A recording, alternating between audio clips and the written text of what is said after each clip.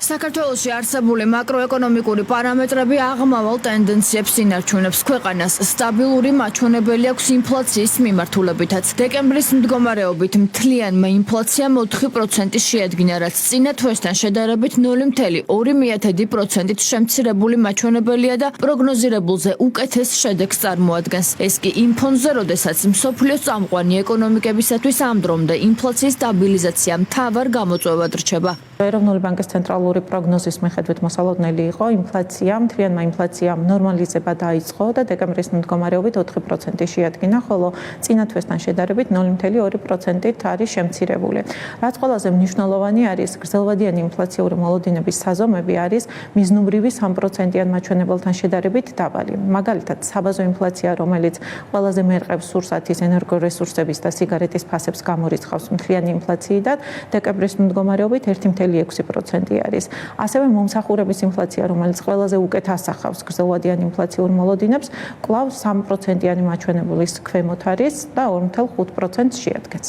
სახელმწიფო გუნდის განცხადებით მთავრობის მთავარი პრიორიტეტი მოსახლეობის ყოფის გაუმჯობესება. მათი შეფასებით, მიუხედავად იმისა, რომ ინფლაციის მაჩვენებელი მიზნობრივთან მიახლოებულია, ის ერთ-ერთ გამოწვევად რჩება და მნიშვნელოვანია ინფლაციის დაბალი მაჩვენებლების სამომხმარებლო ფასებზეც აისახოს.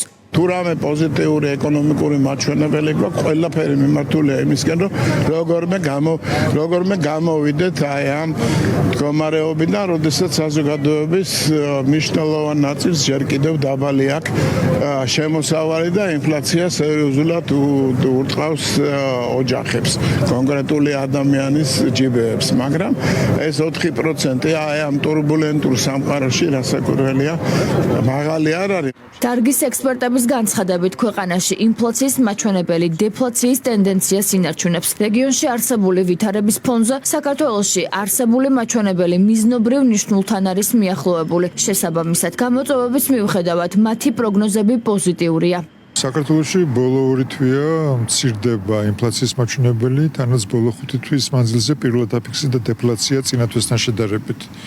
თუ ავიღებთ სასურსათო კომპონენტს, აქ პირველად ბოლო 7 თვის მანძილზე დაფიქსირდა ერთნიშნავ ინფლაციის მაჩვენებელი, რომელიც მართალია აღემატება ინფლაციის საერთო მაჩვენებელს, მაგრამ ტენდენცია აშკარად შემცირებისკენ არის. საქართველოს თანამშრომლობით დაუახლოვდება იმ მიზნობრივ მაჩვენებელს, რაც საქართველოს ეროვნულ ბანკს აქვს შადებული 3%-იანი ნიშნების მიხედვით. ეროვნული ბანკის მონაცემებით 2026 წლის მეორე კვარტლიდან ინფლაცია მიზნობრივ მაჩვენებელს მიუახლოვდება და წლიურად საშუალოდ 3.5%-ს გაუტოლდება.